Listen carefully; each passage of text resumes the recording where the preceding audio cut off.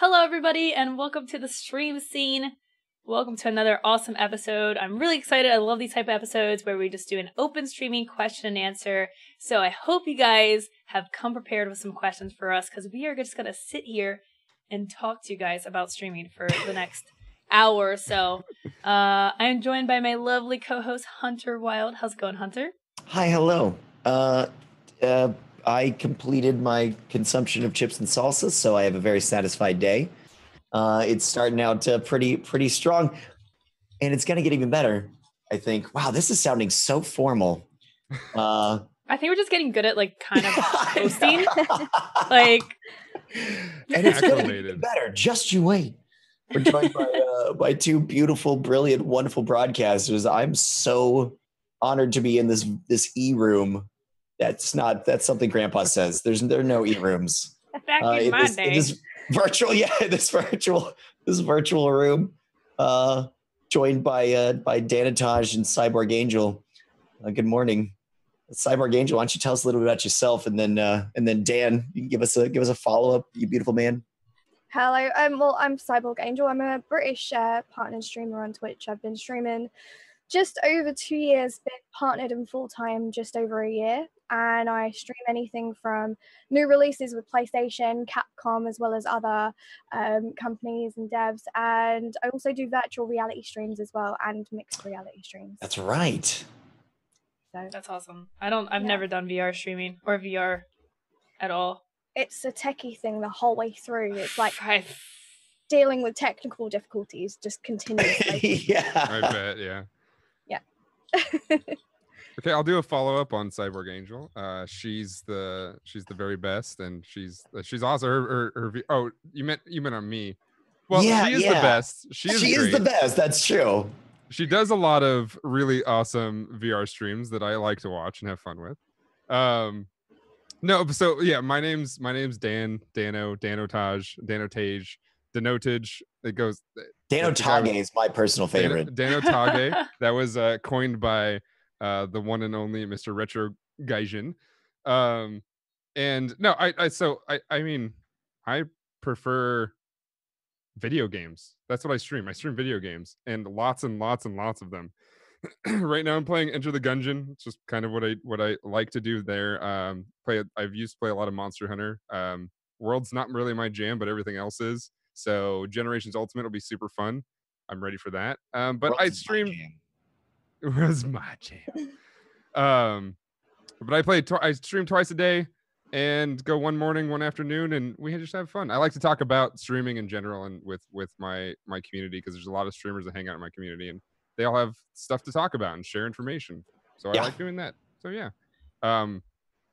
I do PR for Guardian Con. I work stuff. I'm a writer. I have fun. That's it. Yay. It's awesome. We got a lot going on. So we're going to answer your streaming questions, and Hunter's going to check the Discord for a message, and we'll start gathering your questions. And we'll try to get to as many as we can.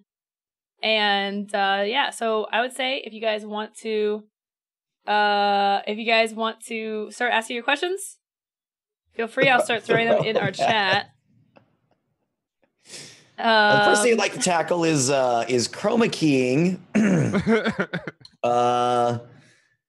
Dan, I've noticed that you don't have a green screen in your background. How's that working out for you versus me? You can't see it? It's that good. It's there. I've already done it for you. It's fine. I don't know how. Okay, anyways. Wow, Hunter, you look great now. I fixed it. You changed your shirt? Looks good. Okay. It's the yellow shirt. I love not having a green screen, but that's personal preference. Yeah. It must be that's actually a pretty good question. Yeah. What's set up? Yeah. What do you mean? What's set up? As in, to not have to put a green screen up. And oh yeah, no, that's what I mean. I don't do anything. Turn on a stream and that's it. Pretty much. Well, if you have the Elgato one, it just is the pop up and down. Yeah. Just pop straight up. Yeah. I mean, at the start of my streams, I use I have my background up, and because people like it, there's some posters and stuff. But when I get in game, I like to take away as much as the background as I can, because I don't want to clog up the entire stream, right? So for me, I didn't even think about that. Yeah, so I start my That's a great stream idea. with the green screen down. We talk, we hang out. It's full screen, we're chilling.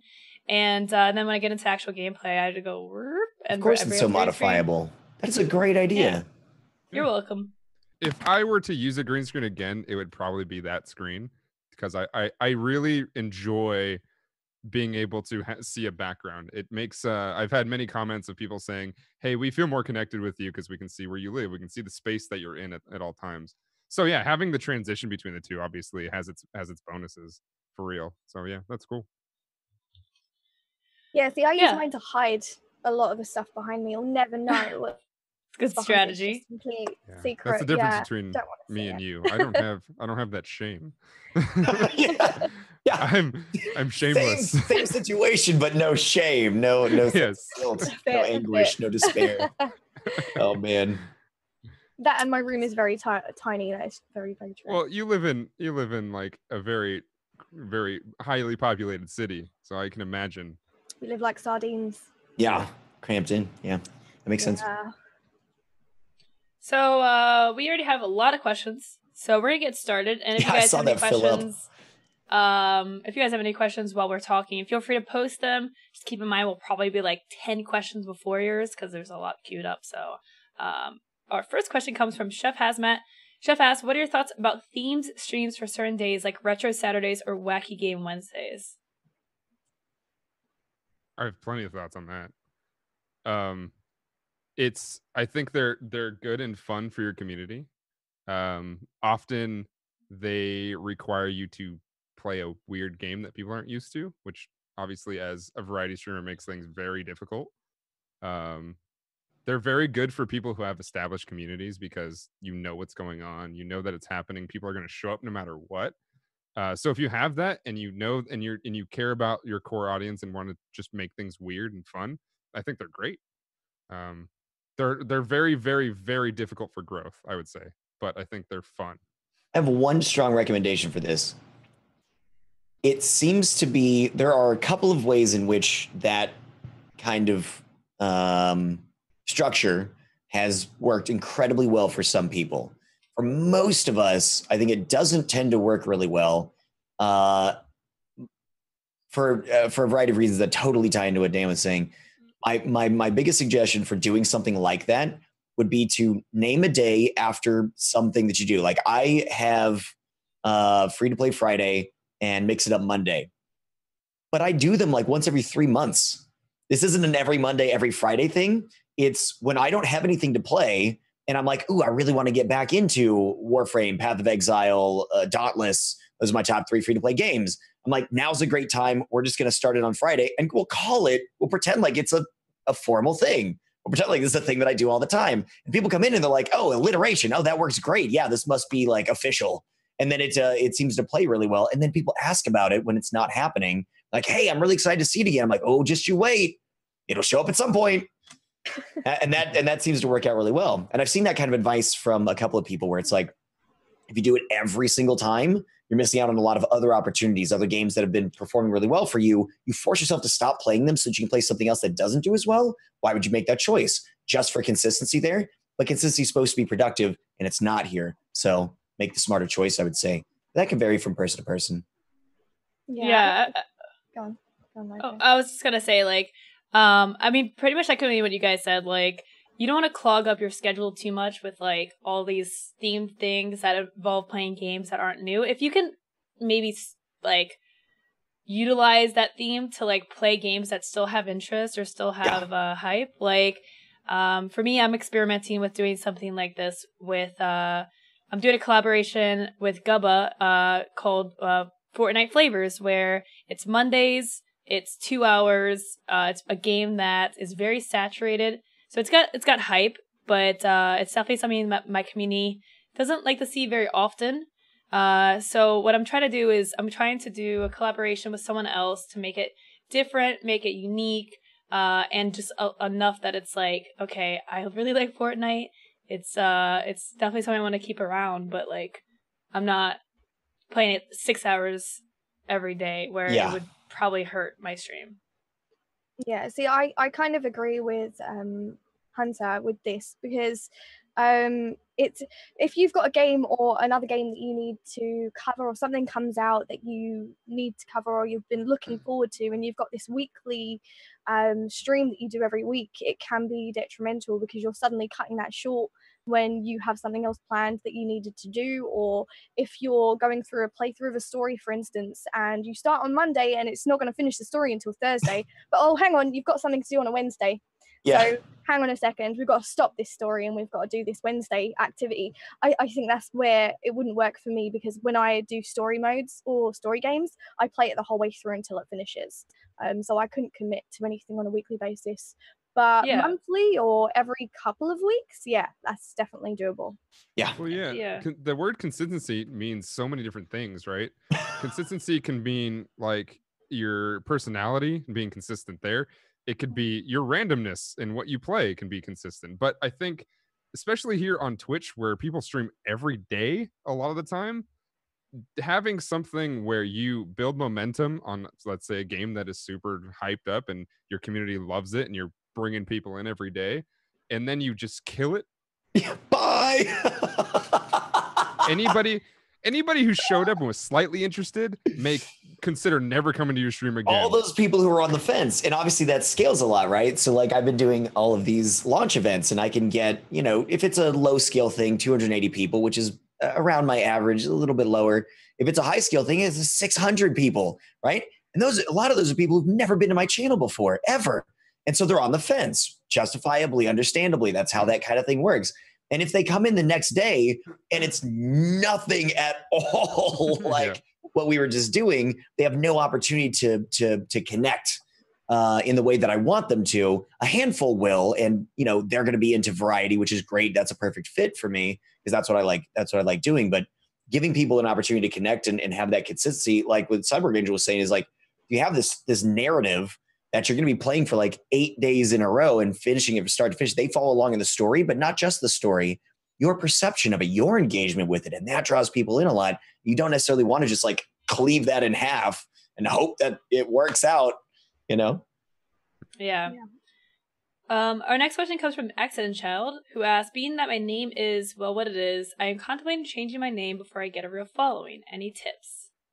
Well, if you got to do a name change, it's definitely best to do it now rather than later. Completely agree. So that's first and foremost. Or else it just gets that's all I got.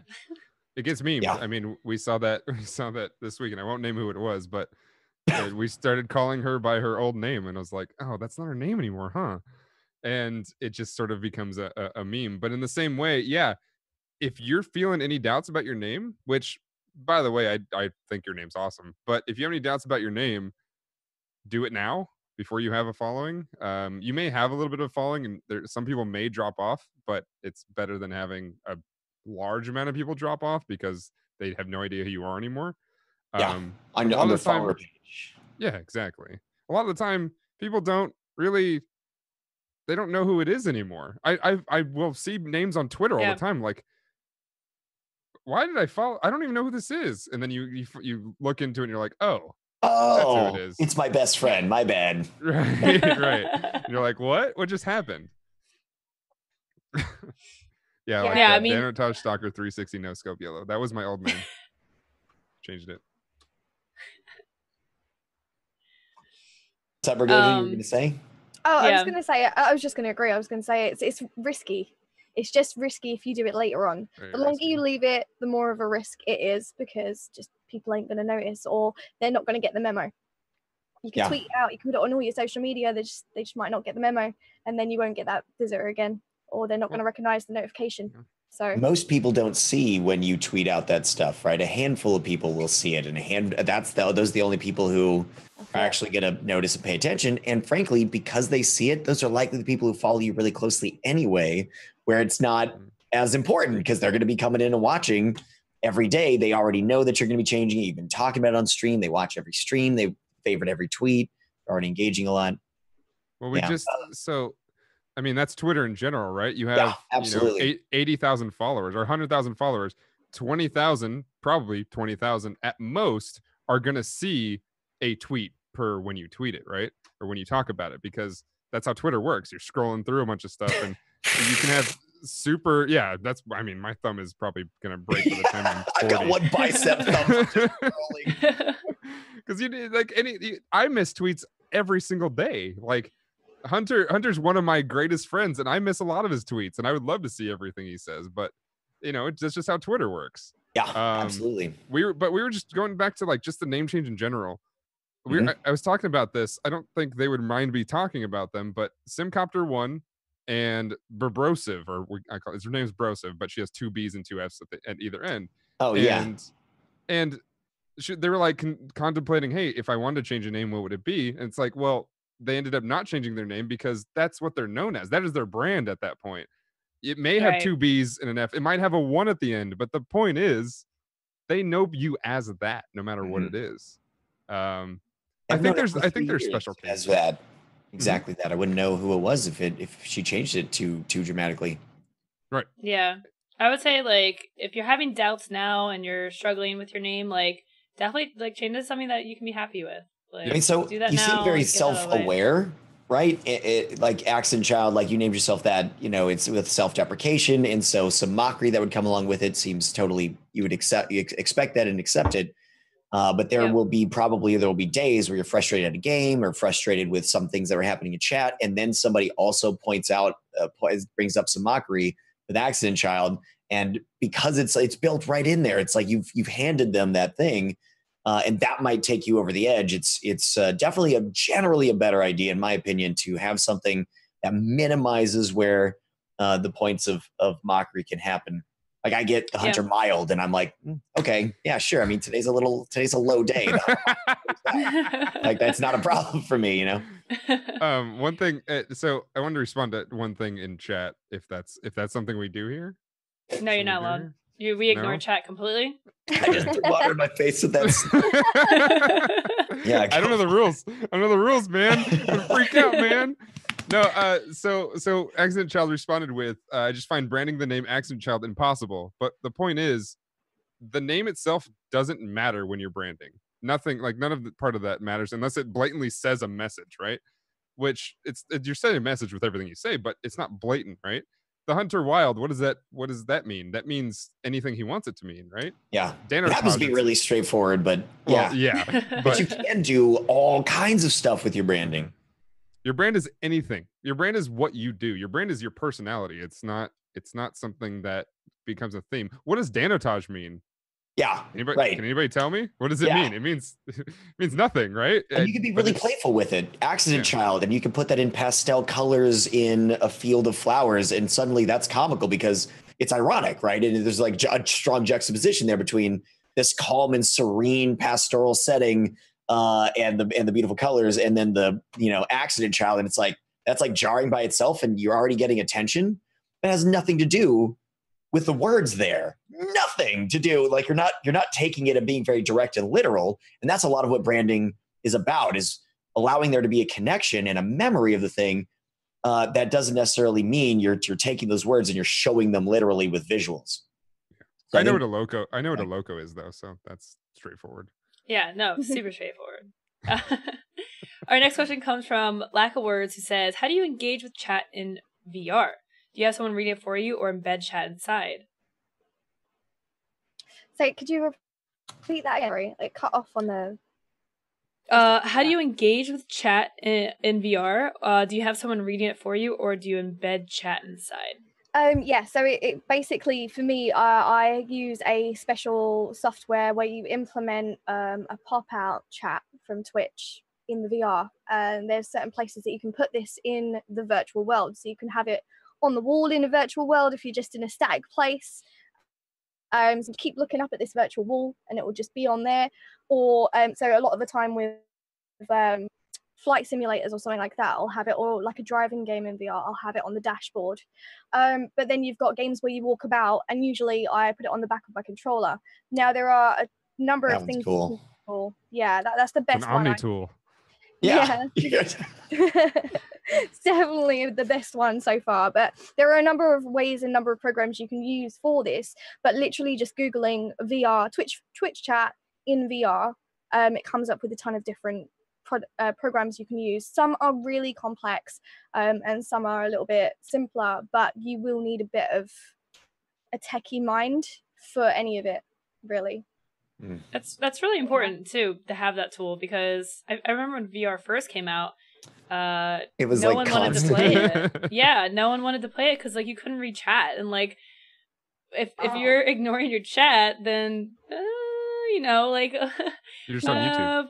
I mean, then it's like, what is the point? Like, I mean, a lot of people like to interact with the streamer. So I remember watching Bert get really frustrated with that. It was like day one. He just unboxed it. He set everything up, and he kept having. He has this, you know, a big room, and his green screens in the back, his walls are all painted or whatever. And he'd take it off and run up to the screen and read chat real quick, and then like back up and settle back in. And 10 minutes later, he'd like run up and try and scroll through and see what was going on. It seemed to bug him a lot. Having tools like that is really cool. I remember another streamer, Ruby True, when she first got her VR headset, and she had hers before mine.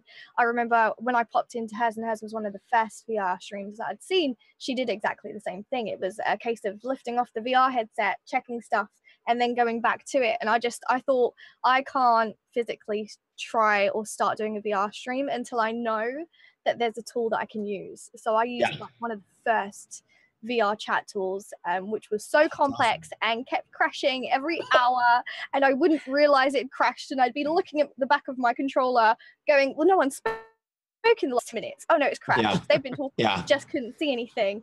But I mean, I had to wait. I wanted to wait until that program was now there, and there's a lot more stable ones out now. Good. Yeah, that's definitely really important. Next question is from the Mounting, who says, how do you find a healthy life and streaming balance? Is there such a thing as too many days off? It's one of those subjects. I've got zero answers for that. This is something we talk about very often. I have a do what I say, not what I do situation. Yeah, don't listen to what Hunter does. I know that for a fact. Don't take what I do, but I definitely have a really good perspective on it. What were you saying, Loco? We've had a couple of shows on this topic. If my mods could help me, it is a very tough topic. Is there such a thing as too many days off for streaming? Yes. I mean, there is. Like, if you take a lot of time off, it's hard to grow. It's hard to keep your following. Yeah. I mean, if you need it, that's a different thing, right? Like, you got to do what's best for you ultimately. Absolutely. But if you're asking whether it's gonna hurt your stream, it's gonna hurt, but you make that relationship with your community, they'll be back. I wouldn't worry about it. But I think that Dan and I have talked about this specific thing before, that the nature of it hurting your stream is within a very narrow context. That assumes that a stream can only be benefited in certain ways. Metrics are the only way in which streams can be benefited. But there are a lot of easy arguments to make, and a lot more complex ones as well beyond that, for why that's not necessarily true. Most obvious and relatively extreme one is that if you have one billionaire who watches your stream constantly and you satisfy whatever that billionaire's needs are for entertainment, who cares? Stream once a month. And if they're just going to be feeding you money, right? So what's the nature of success there? If the nature of success is just getting tons of viewers, we can do that with a lot of games and not make a good career out of streaming. I have a sub count dramatically higher than people with 10,000 viewers sometimes for a variety of reasons. Health of stream is not the same thing as having, 100 new followers every day, having a higher viewer count this month than last month. That's not necessarily the nature of a healthy stream. And a lot of that ties back into a healthy streamer. And the obvious examples are if you're unhealthy and you have to take a lot of days off because you didn't treat your health and your life well at an earlier point, and now you're frazzled, and now you're feeling fragmented and fractured in your mind, and you're eating trash food and you're burning out. Well, how's that going to help the success of your stream? Right. So a lot of it's foresight, a lot of it's like vision, like what do you actually want to achieve? How can you do that best? All that stuff ties in together. Success is not as direct and straightforward as those numbers just keep going up. Taking days off can be less successful producing in a certain light, but ultimately that I don't think that's inherently true. And it's a trap every single one of us gets into. Probably 10 minutes before that question, I was thinking the exact same thing. Like, oh, I want those numbers to be bigger and better. Well, like, yeah, I mean, there's a such thing as streaming too much too, right? Mm-hmm. Like, you stream too much for several reasons. That's bad. One, if you get burnt out, I probably don't want to watch your stream because you're probably not on top of your game. You're probably not even close to the top of your game because you're so tired. You're so exhausted. You're not feeling well. Things are just going badly. Plus, like, if you're streaming all the time, no matter what, 24/7, you're going to run out of content. You're going to run out of things to say. People are going to get bored of you because you're repeating the same jokes. Yeah, it's the same thing. And so, I mean, they talked about this. They talk about this with OPG a lot. There's a reason that they work on programs to give their streamers vacations, right? Yeah. Because you need to step out and just refresh. Because I'll tell you right now, a happy streamer is a better streamer always. Yeah. 100%. Yep. Completely agree. 100% completely agree. Yeah. Oh, what? I said I was trying to talk then, but I realized I'd muted myself. Oh. Something that happens on my stream quite a lot.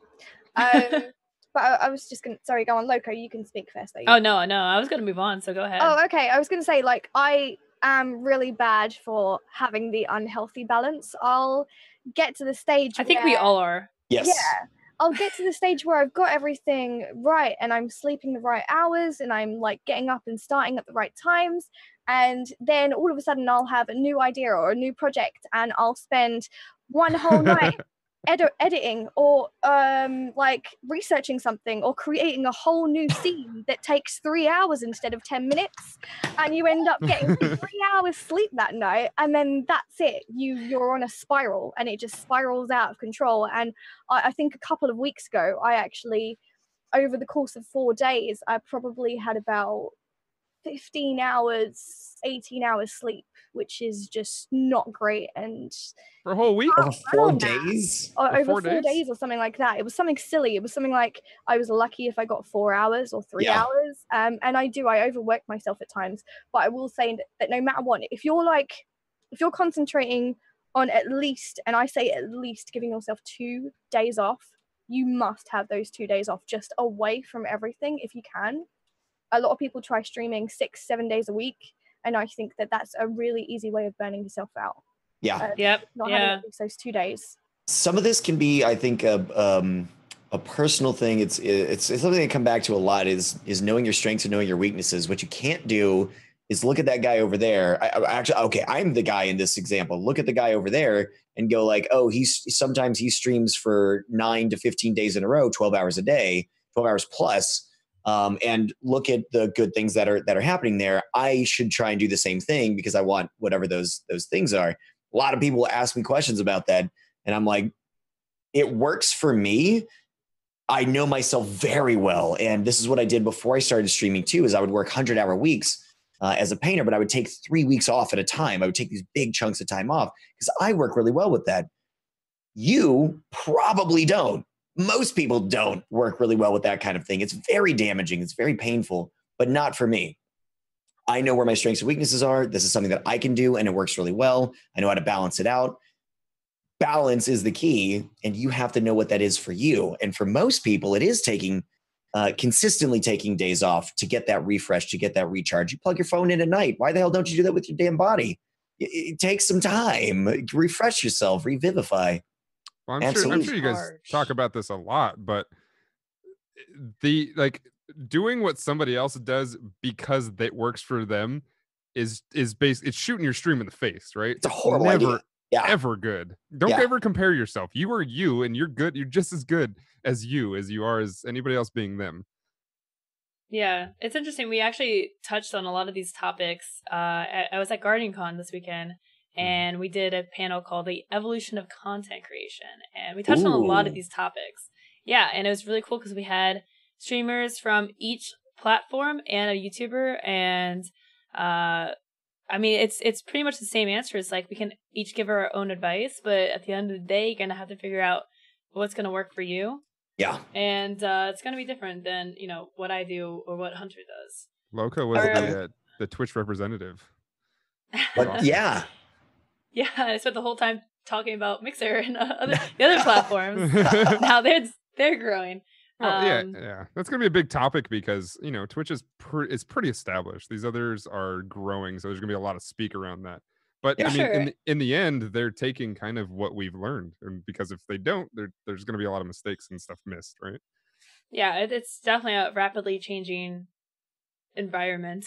Mm-hmm. Next question comes from Chubby, who says, "Hi, I have a question. I used to have a few people watch me for my Overwatch streams, but I moved to Fortnite and I'm having trouble maintaining viewership for that game. Do you have any tips on expanding your community in such a heavy and saturated game?" By not playing that game, honestly. Well, the question was about heavy and saturated, which is just tough no matter what. It's tough no matter what. If it's a heavily saturated game, expanding your community in there, I mean, realistically, it's doing the most obvious answer. Yeah, doing something unique, hosting special events at the same time as not necessarily hinging all of your self-worth on whether or not those events are successful. Because one of the problems you run into is, I'm going to do this really special event and it's going to be so huge and everybody's going to be really happy with it. And then it's not, because it's not most of the time. That's how you fail until you succeed. You got to get all those failures out of the way. If you go to host these events that are really interesting, have an interesting idea, and you're hinging all of your self-worth and your value of your stream on that, and then it's not successful, you're immediately putting on a worse show. And any success that you did have with that event is now just immediately lost. So it's like, you got to balance a lot of those kinds of things out. Saturation by itself is just its own unique problem. And going from one saturated game to another, I mean, it seems like you're already familiar with like kind of how to juggle that, which is really, really nice. Like how to kind of weather that storm. But standing out, doing the things that you can to stand out, hosting unique events and competitions with something on the line, that kind of thing. Yeah. If you're dedicated to playing only those kinds of games, like that's what you want to do, that's what makes you happy, then that's my suggestion. If you look at any I would say medium to high medium streamer that you really respect, like several hundred viewers at a time all the time, and then they automatically switch to a really highly saturated game, there's a good chance that even their viewership is going to go down because you've got people with thousands and thousands of viewers above them. So nobody at that point, nobody new is going to come in, right? Like there's no reason for anybody new to find your stream because there's hundreds of streams above it, right? So that it works at least to some point for somebody who's got a dedicated community. So you're going to have your core community, and if they like Fortnite, then they're going to enjoy the stream. But yeah, it's tough unless you're doing something super unique. And then once you do something super unique, you have to then get people to know about it, which is another challenge, right? You can do something super unique to 0 viewers, and like, what's it going to do? It's like we've all had that kind of situation, or known about it at least. Yeah, I mean, it's definitely like it's an uphill battle. I mean, I don't know how you managed Overwatch. I mean, it's definitely becoming less saturated now, and Overwatch is unique. So Overwatch has this thing where people can see what character you're playing, and that I think that whittles down only on Twitch, by the way. Well, only on Twitch, yeah. It ramps up the accessibility for people to find you because you see all these streams, right? Hundreds and hundreds of streams playing Overwatch, but maybe you're a guy that only wants to watch Winston, right? Because you're a main tank and you want to only watch Winston. You're going to only be looking for the Winston characters. So that helps a little bit. Overwatch is a little bit of a different case, but Fortnite is definitely not a different case. That's a bit tough. Yeah.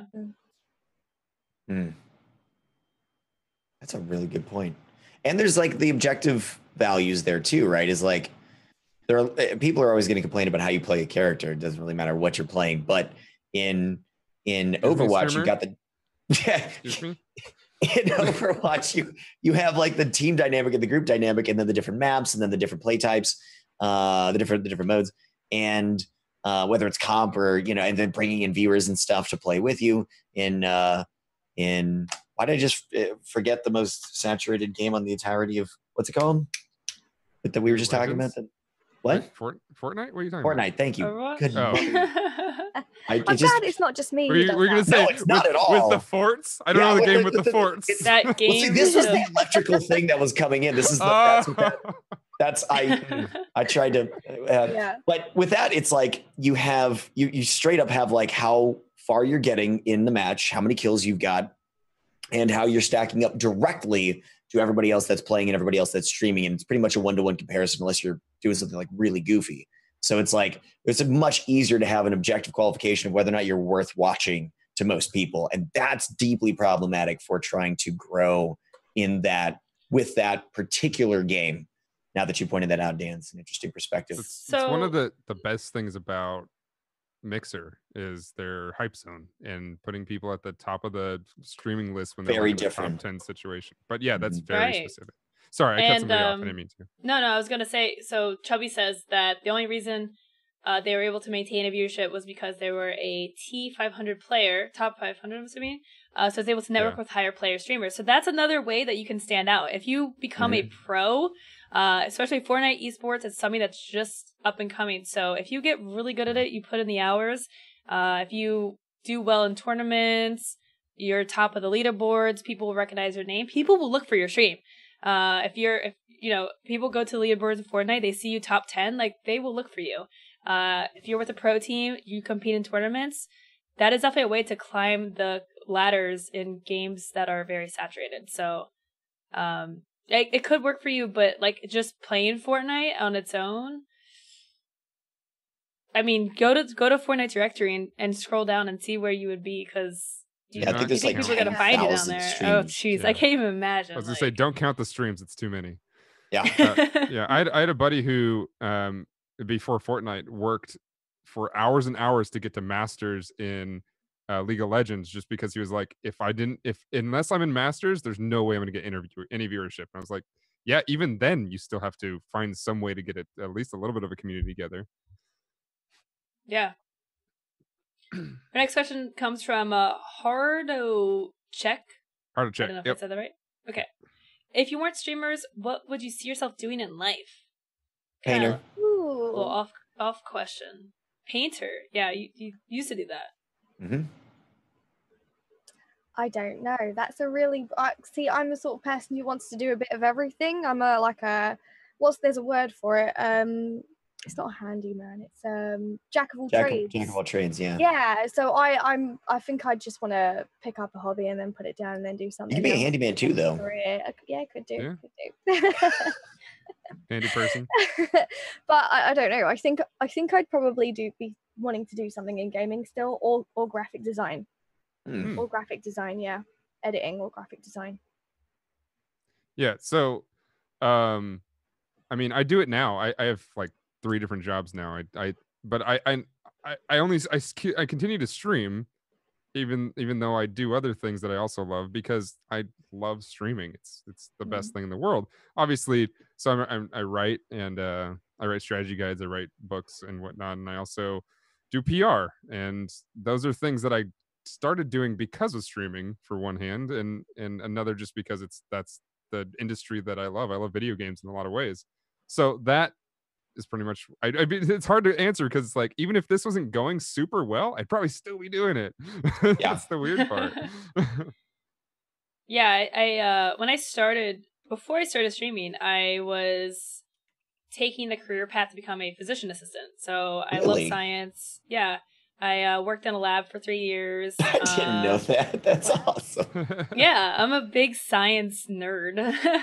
So it's definitely getting to the medical field. Now the thing is that like, now that I have streamed and I've been part of the industry, like, would I go back that way? Like, I don't think I would. I think I would stay in the gaming industry. I think I have a lot of know-how and skills that I could use, basically, like if I was doing, I don't know, Streamer Square, other things like that, like working with like game devs and stuff as like community management, or like like what OPG does, like behind the scenes, like working for streamers. Like I probably, if I wasn't streaming, I'd just work for streamers. Like I love the industry so much, and now I couldn't go back, I don't think.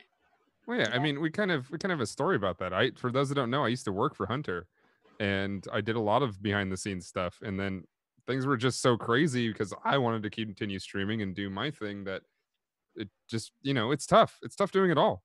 It's really, really tough doing it all. So you know, I'd definitely be in this world still. But it's great taking all that knowledge that you have from streaming and then making that immediately useful to other streamers. Like you have that you are literally an expert in the streaming right. And then using that to facilitate somebody else's streaming stuff.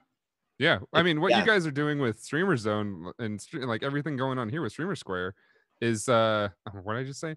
And then, Streamer Zone, that's cool. Yeah, I didn't mean to. It's you've developed a rule set that you can take anywhere and make anybody's stream better. Like, yeah, it's huge. What you're doing right now is extremely useful for the future, no matter what. I think that's the great thing. Down. What's that? The Streamer Zone. I think that's the great thing about streaming is that once you get into it and once you become established enough and you've done it for long enough, you can branch into so many other things. Like if I hadn't started streaming, yeah, it would have been graphic design or editing or something like that. But like you've said, Danotage, it's because you're already in it, you can then do a ton of other things. Same as you said, Loco. Like I wouldn't mind even going into like hosting or into more virtual reality sort of based stuff, maybe doing voice acting, or it could be anything. And I that's why it's so hard to pick, because I'm the sort of person who would literally try anything. So I mean, you don't really know how much you're gonna like it.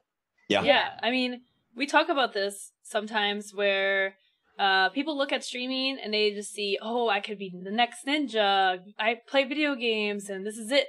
And like they grind and grind and grind to be a streamer when there's so many opportunities in this industry of jobs, things it's that you so rich do. And diverse.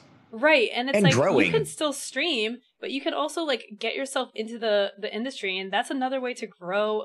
Not only like if you end up streaming or continue to stream, but like to be a part of the community, because you can innovate and invent a new position too.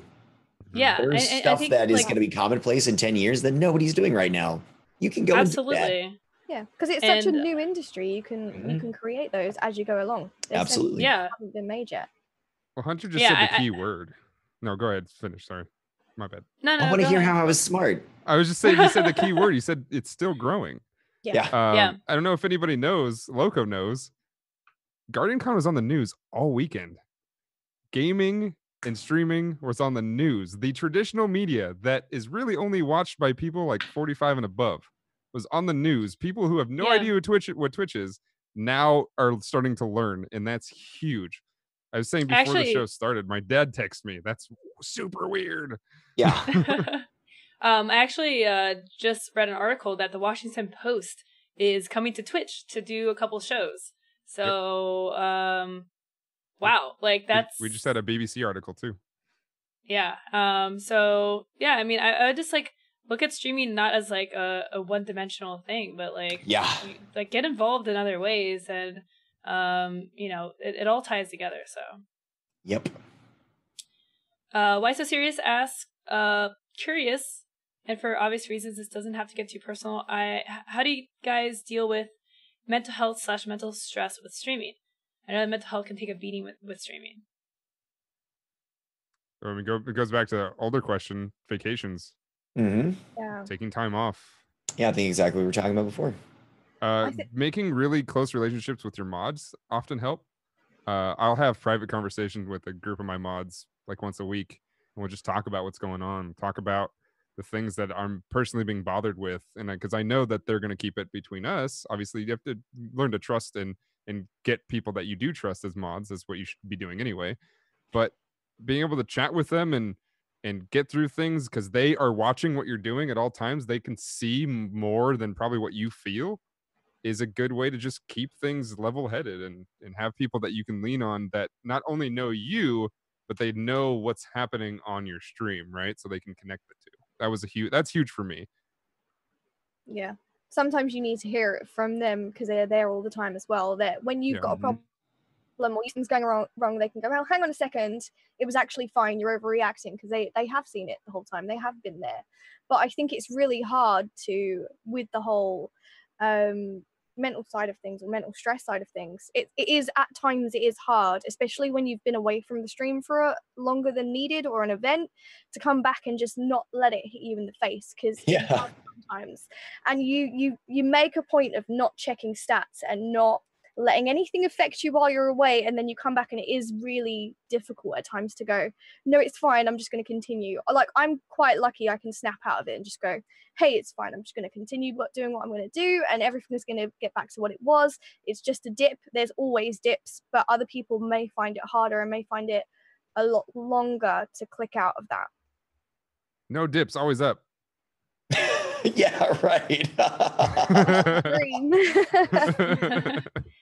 We've covered this topic a couple of times actually on the show. The mods have linked it, so if you guys want a more in-depth and I guess discussion about this sort of thing, definitely make sure to check those out. We've had some mental health advocates and streamers come onto the show and talk about this who are way better at talking about this than I am. But I would say also, like, don't be afraid to ask for help. Yeah. Don't be afraid to reach out. Like, you know, not only to your peers, people you trust, even professional help. Like, don't feel... I know it's very hard for people to ask for help. It's like... Especially when you're in that moment, right? Yeah. I think it's like just like a defense thing. Like, people just don't want to seem weak. And hardly people know they need help. Yeah. There's a lot to it. And being somebody who's suffered from depression the majority of my life, when you're in a depressive state, you tend to feel like you're not worth help too, right? And there's a bunch of things that are just like that, where you're like, well, so I'm not going to bother anybody, and I don't need it, or I deserve what's happening. There's all this stuff that's like really complex, and it's really deeply troubling when you're looking at it from the outside. Yeah. And I think you kind of have to, when you're in a good state, establish some rules for yourself. When you're feeling good and fine, you're like, okay, when I have a problem, I'm going to make sure that I already have the resources. I know who it is that I'm going to call. I've already done my research on, a therapist that I might want to go see. I've already checked them out, and whatever it happens to be, I already have that network in place, sort of, so that when it does happen, you don't want to do a lot of work on yourself when you're in a troubled spot. That has to have already been done, so that you can then just like kind of jump into it, and you don't have to deal with all of those checks that you have on yourself. So if you're talking about like the serious deep end stuff, it's complex and tough, but this industry is full of people, and it's about people. So fortunately, we have a lot of people that we can talk to, and a lot of people who deal with this kind of stuff. Yeah, I definitely recommend Blue Jay and Jesse Quill are two people that we've had on the show to talk about this exact thing. They speak a lot about mental health, and they would definitely be able to probably give some more answers if you guys are looking for some resources. So I definitely recommend checking them out. And also look for mental health panels at TwitchCon. If you're going to TwitchCon, you can, of course, go to them in person and ask your own questions while you're there. But if you're not going, fortunately, it's Twitch, so it's all broadcast to Twitch. You can check the schedule. We're still in the process of submitting panels. All of us, we streamers. Today's the last day. Okay, yeah. So at some point in the next 2 months, you should be able to see what the schedule's going to be, and make sure that you follow Twitch. Is it just TwitchCon on Twitter? I think. Yes. I think it's just at TwitchCon, not like TwitchCon 18 or whatever. So if you follow them, then you can keep up with what they post about the scheduling, and see all the information that you need to see to make sure that you get the information from a structured panel of people who are conversing on this. That usually includes people with some professional expertise and a lot of experience. Yeah. Yeah. There's at least like 2 or 3 mental health panels per year. At least. They're big and they're great. Yeah. It's a tough thing, like being it's a lot of stress in streaming. I was actually talking about this on my chat today a little bit. It's like, it's not just playing video games. It's like any one of you guys that have streamed in chat, you guys know, like it's not as easy once you actually do it. So taking care of yourself at the end of the day is super important to trying to, keep your head in a good space. I think especially as a streamer too, because while you're not responsible for other people and their happiness, you play a major role in their lives. This is true of everybody that I watch, and of me to people who watch me as well. And if I'm not in a good mental state, I'm throwing off everybody who's participating in my stream, everybody who's engaging with me. So doing the best to keep ourselves up and healthy and uplifted has that effect continuing outward on other broadcasters, and therefore on and on and on, as well as that kind of end stop point for us, which is just the everybody who watches us all the time. It's a really important consideration. Yeah. Our next question comes from QnA, who says, speaking of connecting with the audience, what is your guys' opinion on streaming without a face cam? What are some of the challenges to get over as a new streamer who doesn't have or wants a webcam on their face? Having one, thought about this a lot, and two, watch a lot of streamers who don't use face cams. There are no downsides to either one. Well, to comparing the two, right? Yeah, I was gonna say the downsides either. No, there are downsides. Sorry, that's right. No downsides to comparing the two, because no matter what, you have a few seconds to catch an audience, right? Whether you're, I cheated because of the mustache. I cheat, so it keeps people around just by looking at me real quick. But for the most part, like, you got to either be entertaining, or you got to be, or you have to be entertaining no matter what, whether you're visually entertaining or speaking. Wait, what's on the other side of this? You either have to be entertaining or what? What's the other option? You have to be entertaining, right? Because no matter what, when you're off camera, you still got to be saying things that are something you want to listen to. When you're on camera, you still got to be saying things that are things that people want to listen to. The only thing that comes with the face cam is sometimes people feel a little bit more connected. However, if you're doing off cam properly, they're going to feel connected anyway. So absolutely, I think that you go with whatever you're most comfortable with always, because the more comfortable you are, the better you're going to be as a broadcaster, right, no matter what. So might as well do the one that's best for you. If you're on cam and uncomfortable, I mean, when is that not going to show? Then they have like double the evidence that you're uncomfortable, because they can see you being uncomfortable and they can hear you being uncomfortable. It's like, why load that up? If you're uncomfortable on cam, don't use a cam. But you have to be aware of some of the counterbalances, like what Dan was saying. Looking at and having talked to a lot of people who don't use webcam, you can obviously Lyric, Bike Man, Smashly, Skin Teen, a lot of people who don't use them. Smashly recently rated one of the most entertaining broadcasters on Twitch by some major article. So just, I mean, without a cam, she's doing fantastically. So. And I think it requires a different kind of awareness. I personally would hate to not use a cam because I rely on, you can see how like emotive I am. I talk with my hands a lot, and when I'm disappointed, I don't say anything. A lot of times I hang my head, I got everything that people see. The silence can be really powerful without a cam as well. But you really have to make more considerations to how that's structured, because it's slightly less natural, which definitely doesn't make it worse by any means, but it can be tougher to get into the right mode. Once you're in it, you can learn it really easily. And it's not going to take you very long to like figure out how to structure your engagement to make it the most powerful one you can be, with or without a camera. It can just be a little bit more natural with a camera in certain circumstances. Yeah. I mean, I will say that like when you start streaming, I think one of the hardest things to do is be out of the gate super entertaining and talkative. Like, I think it's one of the biggest things people struggle with, especially when you don't have anyone talking in your chat. When I started streaming, like, I had people talking, but I was also just very shy, very quiet, timid.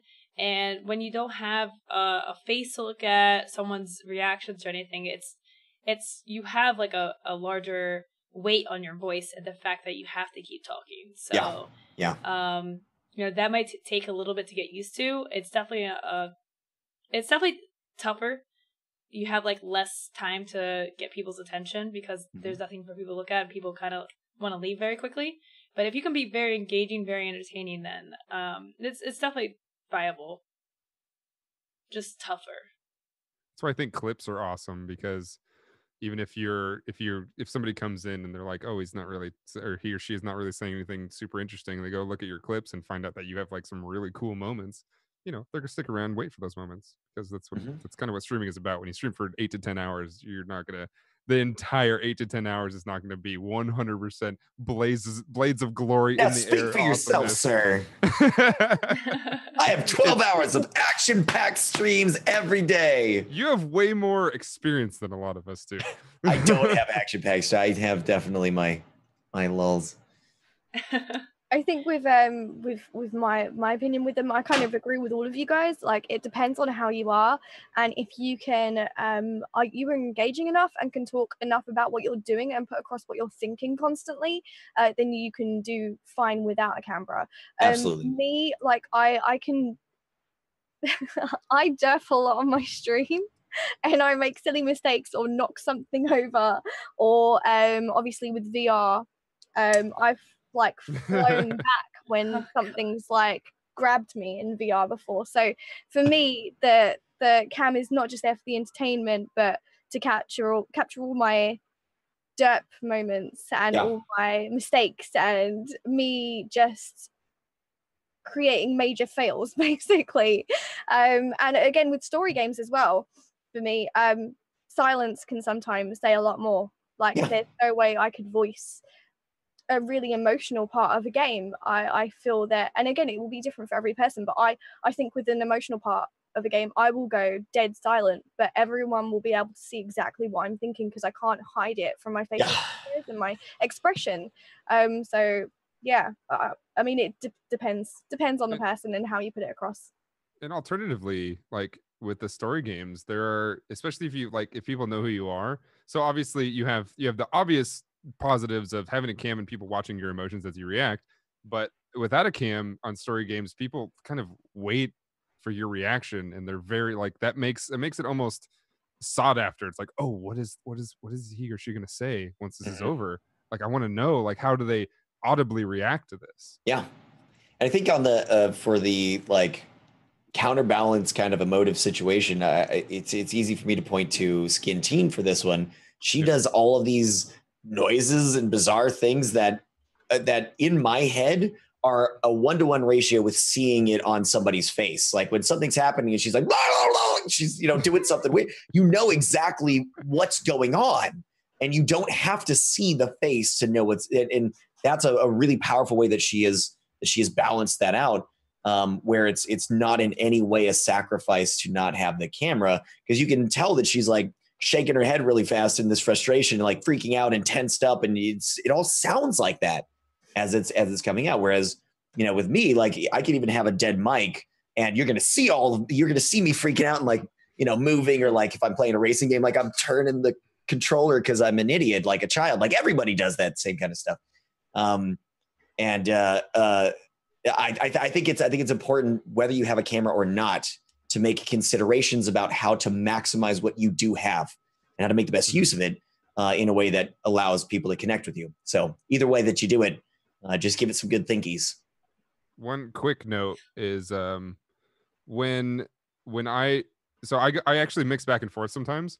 When I'm streaming with more than one other person, if I'm doing a like 4 or 5 person cooperative stream, I'll actually turn the camera off, because it allows people, I think, to be more engaged with everybody talking instead of just watching me listening, right? Because obviously I'll react and stuff like that, but having, instead of like watching the camera and being like, who's talking right now, and it's definitely not Dan talking, so who's talking or what have you, it's more engaging on what's happening as a whole, and I think it's a little bit less auditory like explosion. So, is that for games? For certain games, yeah. Yeah, like when I used to do a show a week. I'll probably be bringing it back soon, called the Mini Boss, where we would just play 3 games for 3 hours and switch between games, and then I just turn the camera off. That way everybody knows what's going on in the game, and we're all talking about it and stuff like that, and you hear 4 different voices in the background. Yeah, see, I sometimes do that with story games. So depending on the story game and depending on how immersed I want my viewers, because a lot of the time, like you said, they're watching you, but you want them to enjoy the game and feel the game as you are playing it. So there will be certain cutscenes, or usually at the very beginning of the game, the very long intro scene, I'll turn off the webcam and I'll put it on just the game for those cutscenes, so they can really feel the game the way I am. At times, yes, they do miss out on the expression when I don't realize something big's going to happen, and then they can sort of hear me in the background going, "Oh my gosh!" But yeah, and then turning it on quickly, like, what's happening? But a lot of the time, with really, really immersive story games, I will turn it off for the very vital moments.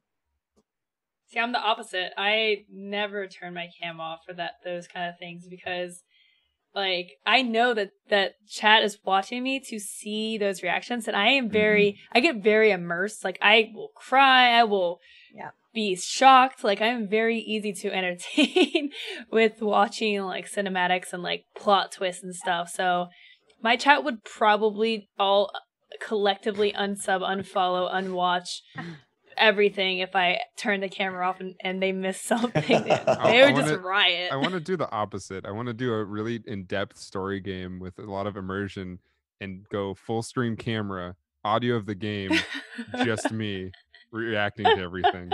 Yep. That would be interesting.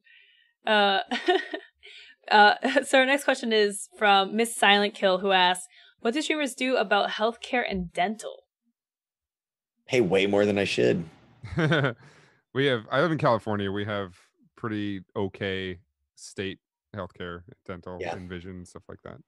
Most, I mean, I don't know what anybody else does, but CyborgAngel. Like, I don't know. I don't have those problems in the UK. Yep, not the same issue. We do for dental, but yeah, like, but go on. No, sorry, go on, Dan. You were speaking. No, I'm pretty much done. I mean, California's pretty easy when it comes to stuff like this. Most states don't have the same things we do, but California is definitely still have their state healthcare, and you know, it keeps it pretty cheap and affordable. It's not like the best, it's not like the greatest insurance in the world, but it'll still do everything you need it to, and you won't have to sit with a broken leg for a week, which is nice. Yeah, that's my situation just a little further north too. Pretty similar. Yeah. Sorry, go on. Oh no, go ahead, because I'm curious. I'm gonna run real quick. Yeah, go for it. For me, in the UK, we do have the NHS, which is our healthcare here is provided for us. We can go private if needed. It's not the best, but it will get you seen. However, with dental care, we do have to pay for that, and I will sort of go whenever I need to, and for checkups, but I won't go for the smallest thing, because you have to end up paying like how much just to get seen and go, oh no, it's fine, it was nothing, or do you know what I mean?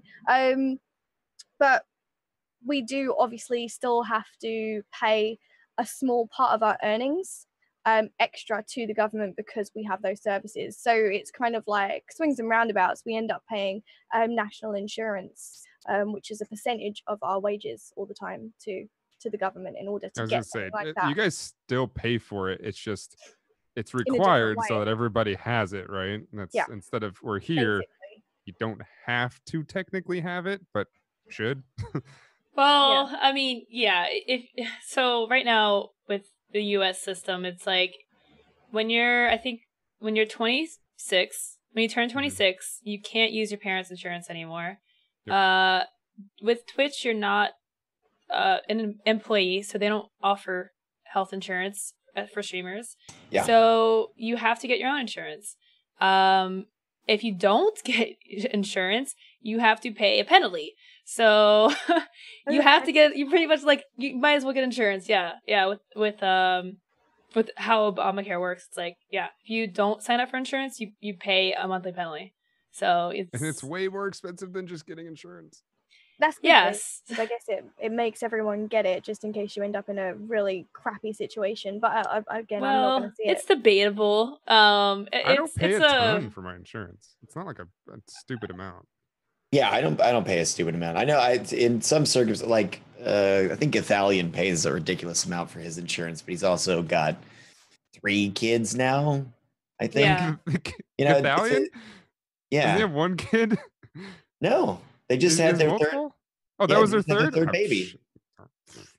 Yeah, I think he's got like a 6-year-old, a 3-4-year-old and then a brand new baby. I think the insurance is just kind of stacks up in situations like that. Could be, but I'm a solo player right here. It's pretty affordable for me.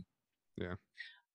So I will ask the mods to link a super helpful article from Chickenators, who you've seen in chat from time to time. He is a financial planner, so he has helped a lot with not only me and other streamers, but providing some guides on the site about this kind of stuff. I will definitely plug their show that him and Shangat Law do together on Sundays. Yeah. They just had an awesome episode yesterday about DMCAs with my lawyer friend on the show. So definitely check out that show that they do. You just call your brand your business. And you can check the VODs too, because they're professionals. So they kind of have like the legal know-how for a lot of the stuff. Where we're like, sure, yep, this is what we do. Chickenators just literally helped me with something. Yeah, it's super, super helpful. Thank you, Chef. So yeah, it's linked in chat. It's for US streamers, but the same principles kind of apply. You should get health insurance. Yeah, so next question comes from Odie Games, who says, how do each of you prefer to approach other streamers about collabs and co-op streams? I don't. Hey, Hunter, you want to stream sometime? Honestly, it's a strange thing for me. I think I'm somewhat unique in this. I don't enjoy multi-streaming with video games. I love stuff like this, and so it's a bit of a different thing. This feels like asking people to have a conversation, which is what I'm doing by asking them to have we're already right. So it's a bit of a natural extension there. So I don't know. What do the three of you do? So I think there's different contexts about this question, right? If you're asking this question, it sounds like you're thinking about going up to somebody that you don't really know very well. If you know the person pretty well, I usually have their phone number or I have their Discord. I'm like, hey, you want to do something this weekend? Let's play some. I just hit up Sir Slaw the other day. Want to play some Dauntless this weekend? He's like, yeah, sure. And then we pretty much went about it like that. If you're talking about streaming or with somebody you may not know very well, it's about the introduction and developing a relationship. Hey, so I watch your stream a lot. This is who I am. This is what I do. I tend to do some collab streams. If you want to watch some, here's some links. If you want to do something, maybe we're around the same size and help each other out, or I just think we'd get along very well. Maybe we can do something sometime and sort of present real things. Like, I streamed this day at this time and it'd be a good slot for us to play some PUBG together. Do you think that given the nature of the space that it's somewhat similar to normal friendship stuff? Like, I wouldn't go up to somebody on the street and just ask them if they wanted to go to the movies. I would get to know somebody first and see if we're compatible, if we're friends first, and then go, hey friend, would you like to go and do something with me because we're friends? For sure. 100%. I mean, I think that's an important first step. Like, establish yourself in that person's channel, like become a regular, interact with them on Twitter, like, get to know them and show that you're not just like looking to like, especially if it's someone that's like larger than you, a little bit larger than you, you don't want it to seem like you're just like asking for their exposure, right? So be genuine about it and try to get to know them and be friends with them first is like definitely the best way to do it. Yeah. Yeah, I mean, no, go ahead. Oh, go on. All right. Cyborg, you go ahead. With me, I don't mind doing stuff like that, but like you said, it has to be for me, it really has to be somebody I know that I can bounce off of well, because with my stream, anything can happen, and there have been occasions where I've been drawn away from the game because the chat have just like righted until, I don't know, we've done this or we've like included this in the game or we've changed this around. I don't know. It's hard to explain, but I wouldn't want to have a multi-stream with another streamer and feel bad for holding them up. I think that worries me in case something was to happen on the stream, or let's say someone just donated a massive amount. If I was in a multi-stream, I would find it really rude to not give that person enough time to be like, thank you so much. And if you're like just going, oh thanks, and then get that game, it's not enough, but I don't want to hold up the other streamer, and it gets a bit iffy. That's why it needs to be somebody you can bounce off of well, or who can talk to your community as the same way you do, and vice versa. Right. If that was to happen. I think there's something to that. I think that most streamers that are used to co-streams are used to push to mute, which is the golden key for any co-op stream ever. Which you can set up for your Stream Deck. I just figured this out. Yes, you can. Yeah, anything with those, like push to mute is the golden key, because if the other streamer thinks that it's like, oh, the person's muted, because I have a little like, I have minimized Discord to a very small square where I can see it, and if I see that person's muted, I'm like, oh, okay, probably talking to chat. I'm a professional streamer. I know how to talk to my own channel. I'm gonna entertain for a little bit, right? So, well, sometimes. It's like I'm gonna entertain them. They come back like, okay, well, I'm back. Let's start doing stuff and whatever. There's no, I don't see anything where that hinders the stream at all. But again, like you guys are saying, it has to do with the comfort of everything happening. Yeah. One thing that gets talked about a lot is, and I compare this I compare this to like sponsored streams and sponsorships and whatnot. You almost never really get a sponsorship from somebody you just approached like right then and there, right? It takes some time and nurturing and developing a relationship between you and the other party to say, hey, we know each other well enough to where I'm comfortable working with you, you're comfortable working with me. And that goes, I think, along the same ways as a co-stream. Yeah. Yeah, there's definitely an etiquette to doing the multi-streaming, like once you've made the approach, for sure. Like, you know, you don't want to be an open mic and like, hey, thanks for the sub, thanks for the tip, thanks for the follow, like, you know, into that other person's channel, like, you know. And on the other hand, you don't want to like completely ignore the person you're playing with to talk to chat the whole time too. And I would say like another thing is finding channels that are compatible with your rules. For me, that's very hard because I am I am clean with my language, and a lot of the people that I'm friends with or that I want to play games with, like, they swear, and you know, I ask them to, like, you know, try not to swear as much, and I try to warn chat like, okay, this is going to happen for this event. So I definitely try to find more people that are cleaner with their language when I do that kind of stuff. But it definitely is it's a tough balance. I just wanted to point out as well, like someone's just pointed out and reminded me of something that I wanted to ask you guys and your opinions. Like what do you three think of if a viewer or another streamer was potentially just randomly got into a game with you or was part of your community or chat, and they were playing a game with you, and then they just started streaming, but they didn't announce that they were playing the game with you, and they didn't want to multi-stream, they're just playing the game and then decide to stream. What are your opinions on that? Because to me, that comes down to etiquette again. It's the streamer etiquette. And so I feel like a lot of people don't. Yeah. I feel like when I'm playing with my viewers and I'm not playing with someone that I know streaming, I am open mic. So if you want to pull that, like, you're listening to my stream in your chat. Like, I think that definitely is like not cool to do, because it kind of seems like that person's coming into your stream trying to play games with you to boot up their stream and, like, you know, get that attention. But like, if I don't know you're streaming, like, and like you're doing that, I'm open mic with my viewers, so they're gonna hear me talk over them. I think there's one thing to say. Does that person normally talk about who's on their stream with them to a different, like, to Twitter or whatnot, and then they just don't do it for you? That's just personal stuff, right? It seems like you guys might have a relationship problem going on. If the person just doesn't announce it because they just don't feel like talking about everybody that's on their stream all the time or not having, I don't see it as a huge deal.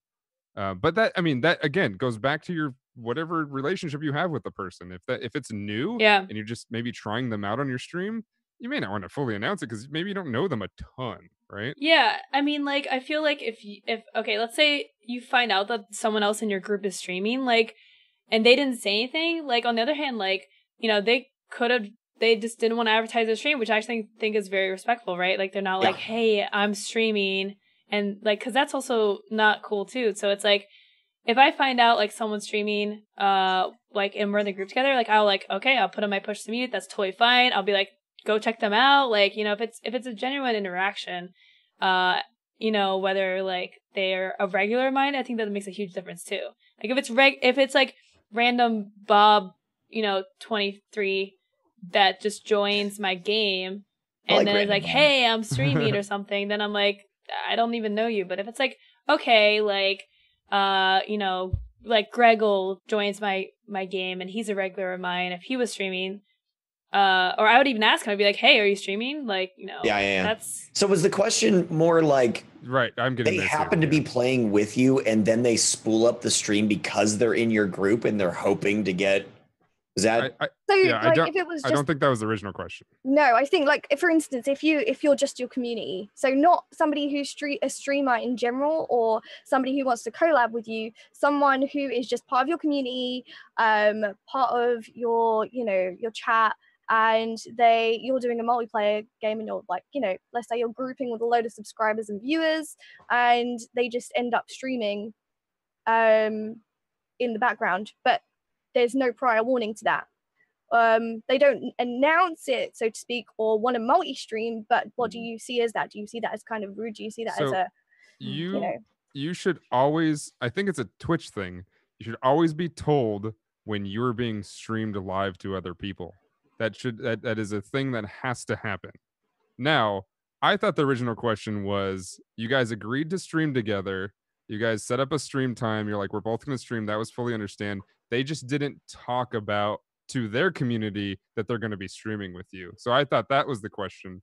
If it's something that's like somebody spooled up a stream and you guys are together and you don't know that they're streaming and they definitely didn't make it obvious or tell you or what have you, and you've been playing with them for a while, that actually I think has to be something because it's partially your content, right? Mm-hmm. Yeah. No, but I thought the original question was, you've set up there's actually a stream going on, a multi-stream, and they just didn't set up a multi-stream, right? Or a multi-stream link or something like that. I don't always set up a multi-stream that's link. Different. Yeah, that was different to the one. Yeah, but you get it now. Yep. Awesome. So Cristiano asks, would you recommend new streamers to stick to one game at a time? It's very challenging to play 3 simultaneously. I play 2 sometimes, I'm not gonna lie. I'm playing 2 right now. Cut off there. So what was that question? Because I missed part of it. Would you recommend new streamers to stick to one game at a time? I'll play Summoner's War on my phone and maybe something that's a little less like RimWorld, where I just have to let things go on. I mean, I'll tell chat, I'm like, hey, I'm playing Summoner's War. But yeah, I'll do 2 at a time sometimes. As in, like, stick to one game for their stream, and that's it, have one stream. Not what Dan is saying. I was getting confused then, right? So the way I see it is, if you're going to stream one game and not be variety, yes, it's harder to be variety, but you're going to have more long-term viewers, because if you have one game that you're going to stream and just that one game, and you don't branch out to other things, when you eventually do branch out to something else, how many people are going to go with you? Yeah. Are they just there for the content? Thing. Because a lot of them will just be there for that particular game, especially if that's all you stream. Absolutely. That's all they've known you to do. So have you ever done that? Stayed with one game? No. Mm-hmm. No. No. It really. So has anybody here done that? With one game? I've done Dauntless for months at a time. I've done a lot of one thing, but in between. Close. So one other game in between. One of the best examples of it is, I think, Carnage, who will pick a game and he'll play it for weeks or as long as he wants. 100% it. Yeah. Yeah. Play it all the way through. It might take him weeks and then he'll switch it up, or however long he feels. Right? You don't. So that's kind of what I read with the question, but you don't have to do that. It is probably the best idea for growth. I think Oliver just said that in chat. It's probably one of the best ideas for growth, but you don't have to do that. If you want to be a true variety streamer and just play things, for me, for a long time, what would help with growth was sticking in a genre. I'd play roguelites. It might be a different roguelite Yeah. every other day, but it was roguelites, and people knew what they were going to get. Or shooters. That's a great idea. Yeah. I mean, it depends on what you feel, because who knows? You might get bored of a game because you played it so much. Like Dauntless is an amazing, amazing game, but I played it for 3 months in a row. I was like, I got to take a break. Yeah, and I think on the flip side of not sticking to one game. No, on the flip side of sticking to one game at a time, you also don't want to bounce around too much. Like, you don't want to play Call of Duty one day and then Minecraft the next day and then God of War the next day and then Warframe the next day, because now you're not getting anyone to stick around. Like, I like this genre idea a lot, and it's one that I recommend. It's like, if you really like Fortnite, can you expand that to playing VR games or shooters? Yeah. Like, expand that a little bit more, because if you do picture yourself, what Cyborg was saying, like, I very rarely do streamers who start out playing one game all the time end up playing that one game forever. Even people that play Fortnite right now 24/7, like, those people used to play PUBG 24/7, and before that it was H1Z1 24/7. Which is fine, because they're still, you see the theme, they're playing VR games, but there's also the need for people sometimes to branch out into more variety, and it is a hard thing to do. It's definitely, you're gonna lose a lot of followers, but it's like, it's something that everyone there's actually, I think, a panel about this that was at one of the Twitch cons. It's like you're always happier. Everyone that's moved from like one game knows they take the hit anyways, and they're like, you know what, I'm happier. Yeah, that's what matters. Like, I think the genre idea is fantastic, specifically because it gives you the opportunity to, your viewers get to see more than one game, but it allows for the consistency. So it shows people that, that you can still be enjoyable even when it's not that one specific game. And obviously, of course, it should be obvious that that's true, but you got to actually like showcase that, and then people get the idea that you do not play just the one game. It's like it kind of just becomes a natural flow of like, oh, games will change. It's just acceptable. It's obvious. It's what happens. Pretty much what everybody does. And that can allow you to move out of that genre at some point with relative ease, because you change games really frequently. At the same time, those same people who like that genre tend to stick around because they like all the games in there, or it's a topic of conversation, a jumping off point for, having a conversation with your community for that. So I think that is a great idea, because we're always going to switch out at some point. At some point, you're going to be playing something different. Like, almost nobody's going to play the same game for their entire life. Although I do know that one guy who's got, like, there's somebody who had like 70,000 hours in RuneScape or something. I was like, oh God. Other than that, pretty much all of us are going to change out at some point. It's the great opportunity. Gives you the best opportunity for when a new game from that genre comes out. Yeah. It's like, I mean, when Slay the Spire came out, I'm proud to say I was one of the first people to start playing that. And it's a roguelite, like a lot of other games that I played. And it went really well for a while. And then everybody started playing it. It's like, okay, I got to take a break from this. We'll move on to another roguelite. But it was fantastic, right? You get to take what you already have and bring that to the brand new game. Leverage it. Yeah. Yeah. So we have 2 more questions, and then we're going to cut it off there, because otherwise we'll be here for hours. This is way too much fun. My bad. No, it's no, like that's your good. Yeah. I talk too much sometimes.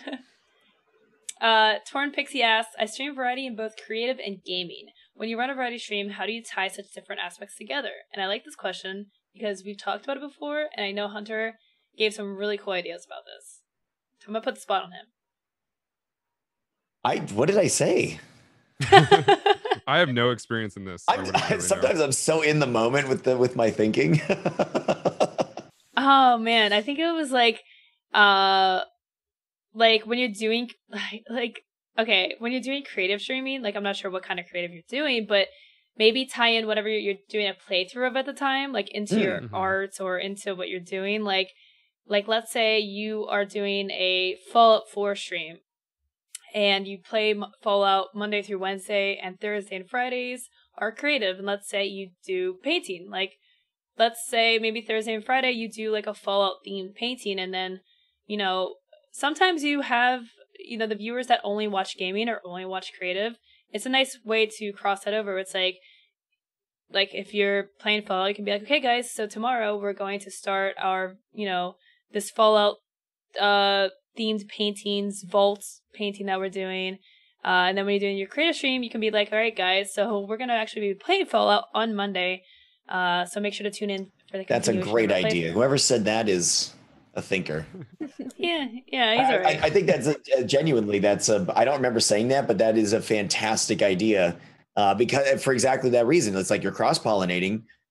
You're planting the idea of people like the aesthetic of the games, and they like the theme. You're keeping it thematically consistent. It allows you to skip around a little bit and draw people in from the different communities over to something else. And much like the thing that we were just talking about with like staying within the same genre, you have consistency right there. You're going to be doing a Fallout themed diorama. It doesn't even matter what it is, right? It's like you're going to be painting figurines and you're going to be setting up this really cool thing. And you're talking to chat about the same stuff you were talking to chat about yesterday when you were literally playing the game that you're not playing right now. And it can be really interesting, and you can even tie in a conversation to it where it's like people get to pick a theme related to that game while you're playing the game, and it gets people to come in and watch while you're creating the thing too. All kinds of really interesting and innovative ways that you can tie those in together. It is Austin Marie is a great example of this. Yeah, absolutely. While she was playing Overwatch a bunch, she was doing a ton of Overwatch drawings and paintings. It was, everybody went there for Overwatch. It didn't have to be the game. It was the theme Overwatch. Yeah. Cyber, you muted. All the time on my stream. I thought I got over this slowly, and I was like slowly getting better. No. So this is something that's actually really interesting to me because I've got a graphics tablet I got early this year, and I've been practicing with it off stream, and it's something that I also want to get sort of stuck into and maybe start doing creative. So I'm actually taking from this right now because this information is good for me, but that's the first thing I would have thought, is to base it on something that you're doing or that your viewers like. So yeah. Yeah, I think sharing that on social media too, absolutely. Going back with what Austin does is okay, you make Overwatch art, tag Overwatch, hashtag Overwatch, get into that community.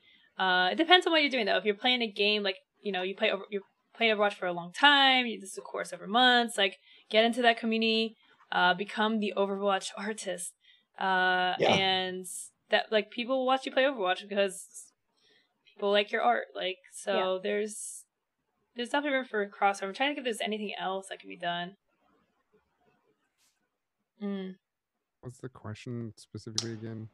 Well, also giving away the art when you're playing the game, hosting giveaways for it. I mean, that's going to be appealing too. And that also helps people want to come in when you're producing it. It's just more ways to connect and get people interested. All of that performs that sort of function, and commission buttons and stuff too. If it's if you're playing, I think the Fallout 4 was a great one because there are all kinds of beautiful and interesting ways that you can just paint the wasteland, or do a diorama, or paint figurines, or it's all kinds of creative things you can do. A sort of when it comes to textiles and crafting, you can make all kinds of stuff. It's Fallout. You can make all kinds. That's kind of the nature of the game. You're making all kinds of stuff and making do with it. You can do some really cool stuff, and offer up the opportunity to do commissions for it, where you're making some money and you're tying it all in together. You do this with many games, launch events and stuff. I do a bunch of launch events, and every once in a while we'll do something that's really creative that has a lot tied into it. You can do that with the actual creation on stream as well. Launch events are fantastic for this because there's odds are you've seen the art from the game before the game has even touched anybody's fingers. So that's what you're seeing, right? Yeah. You can do a week of paintings, right? Leading up to the game. The game launches, you give them all away or what have you. That'd be awesome. I think I would, as a gamer that can't do any type of visual art to save their life, I follow a lot of creative streamers, and I watch them do video game themed stuff, and I'm like, do you also play games? They're like, yeah, I play this game that I'm doing right now, and it's like you fall in love with them pretty quickly. Yeah, I'm pretty good at art, I'll say. I got some emotes I've done of mine.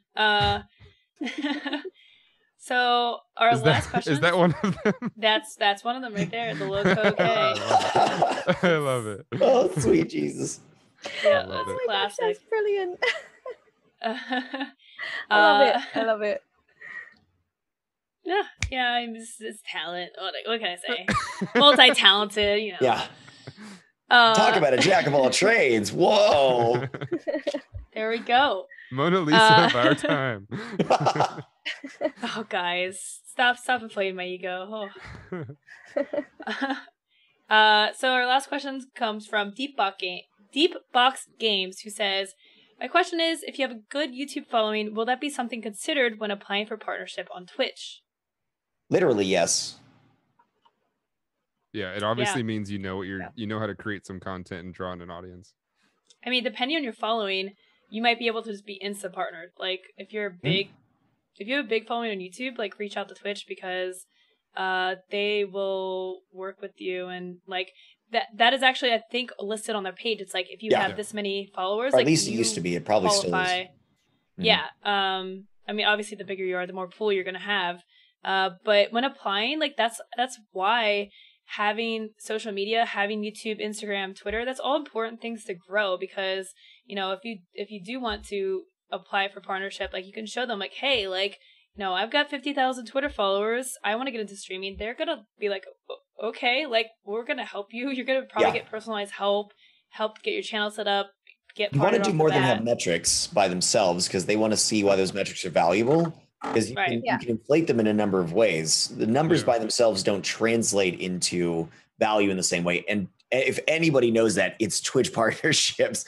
They want to see where that value is and how it can translate. So you need to be able to showcase why those numbers matter. But yes, those numbers matter as part of a puzzle that you are going to put together to show them for partnership. Yeah. It's at least, sorry. Oh. Sorry. No, go on, Dan.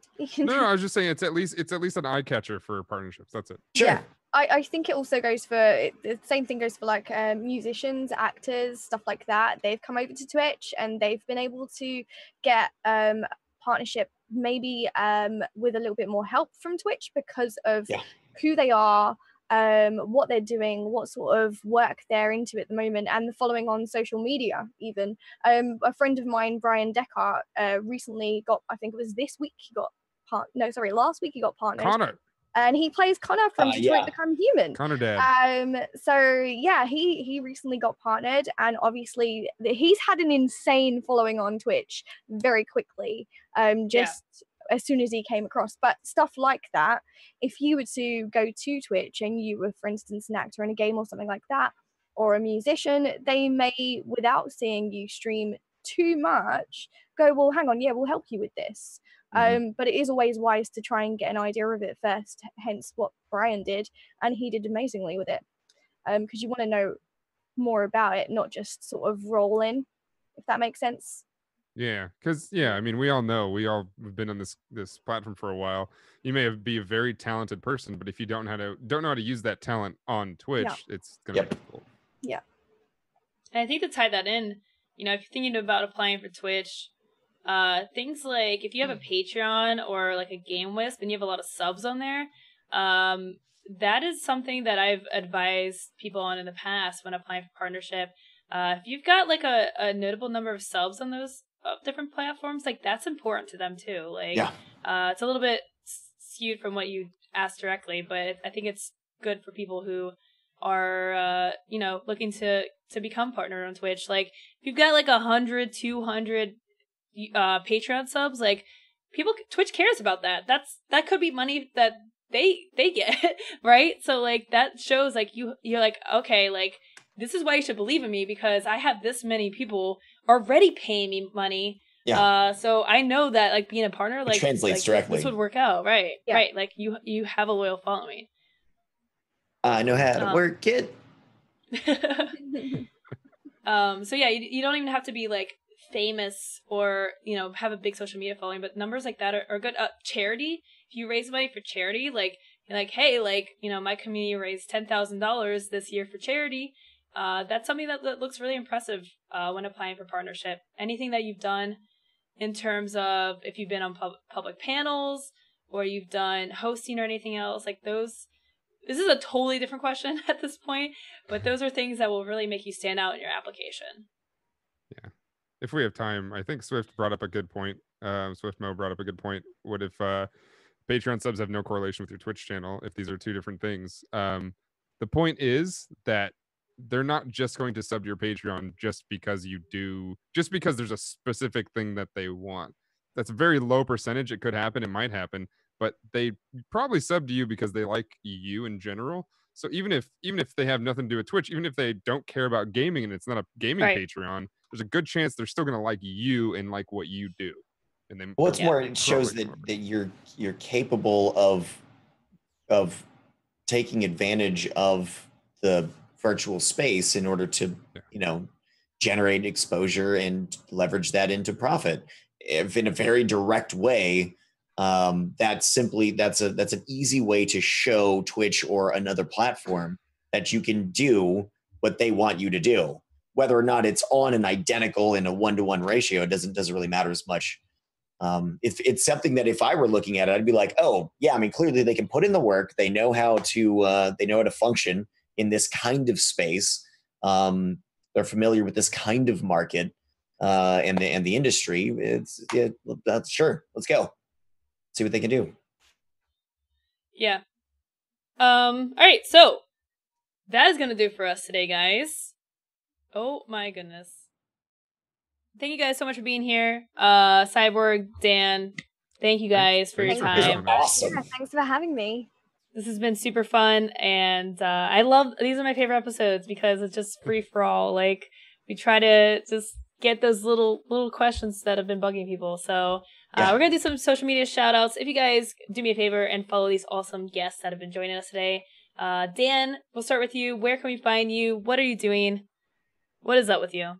You can find me pretty much anywhere on the internet as long as it's named Danotage, except for Pokemon Go. It's the only place I lost my name.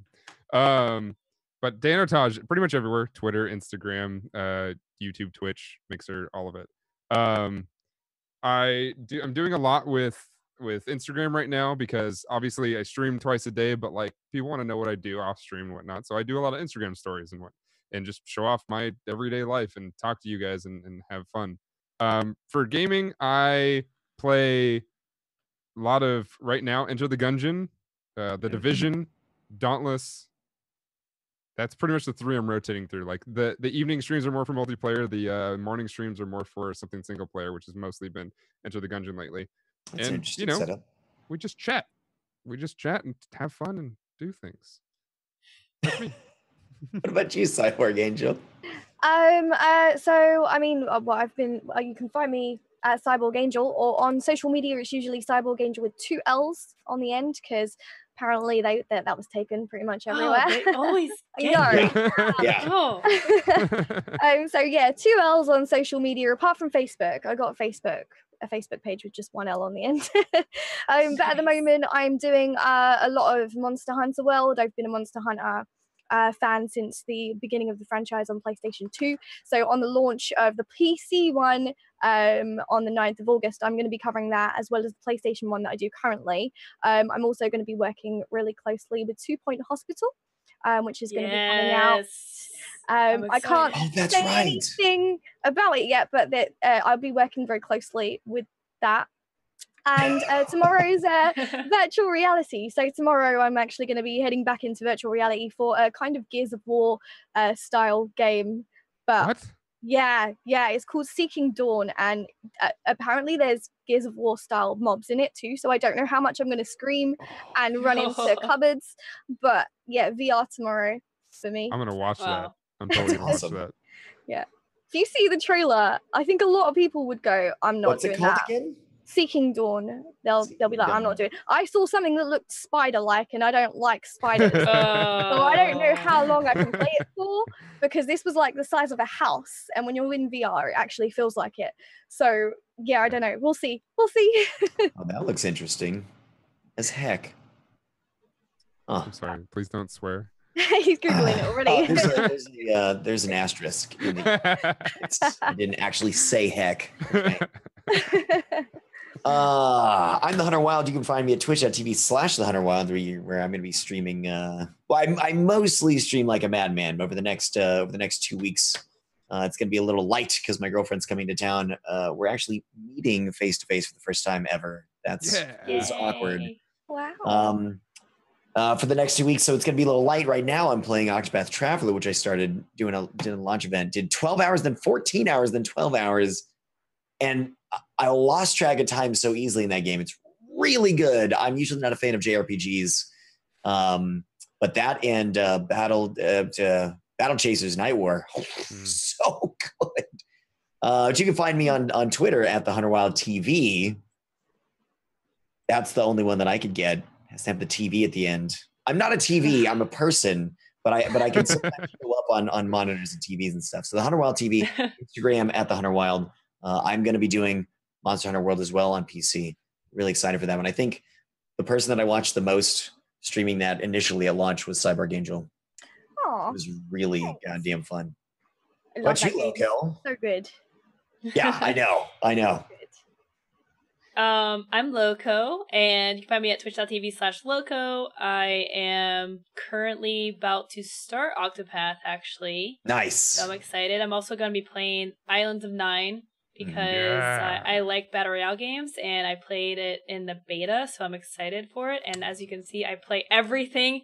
So I'm excited for this week. Should be fun. I find me at twitter.com/loco2525. And I own Streamer Square, so if you guys enjoy what we do here, definitely appreciate you guys spreading the word. You can follow us on Twitter, twitter.com/streamersquare. We also have Discord, discord.gg/streamersquare, youtube.com/streamersquare. I think we've done a good job getting all the names.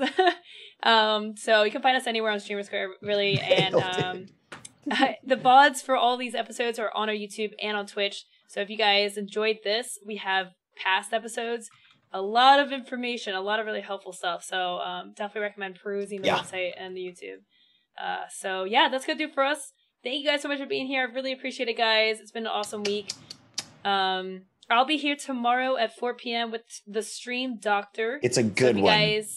If you guys want to submit your channel tomorrow, basically I will take your channel and I will give you advice.